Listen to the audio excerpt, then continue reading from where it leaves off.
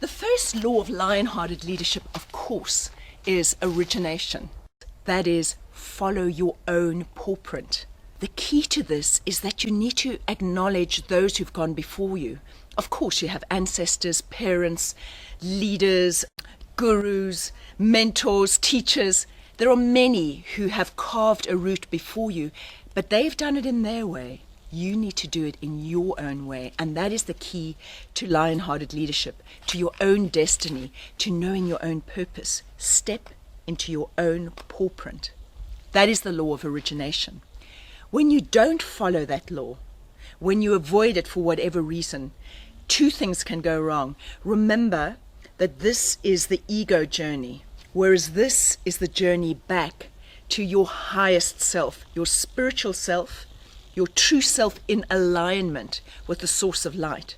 When you forget that first law of origination, you either go into the tyrant extreme or you go into the other extreme of victim. Both, remember, are ego states, right?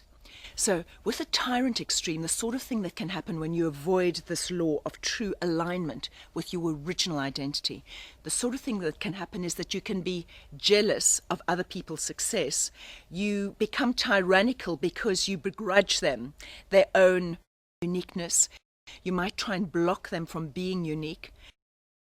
Remember that at the other extreme, victim consciousness can be the inability to act, or the fear of success as well as the fear of failure, both. You can actually fear success because it requires you to be the best version of yourself, and that's a lot of responsibility.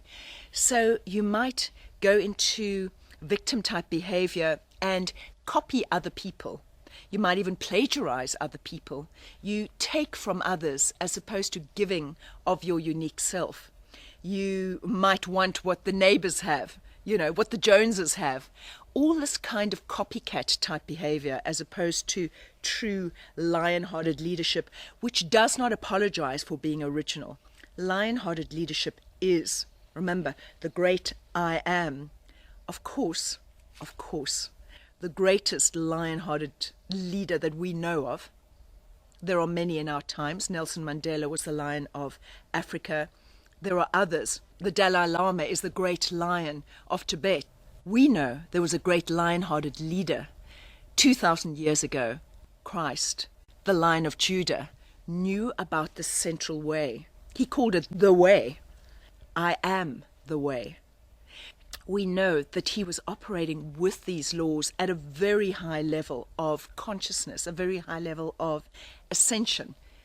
None of us can expect to truly be that great, but each of us can find that divinity within ourselves.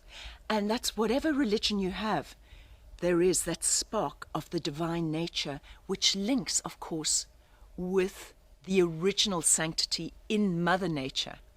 That's the key to it.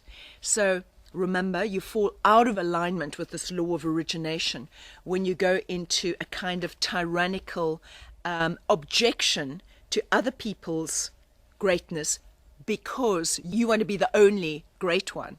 However, at the other extreme, you can resist being great yourself and be resentful of other people. Do you see that actually victim and tyrant is often very closely related, and it's a seesaw? Whereas when you go the middle way, you feel fulfilled, you feel content, you feel joyful, and you know you are on your destiny, you are on your path. That is origination.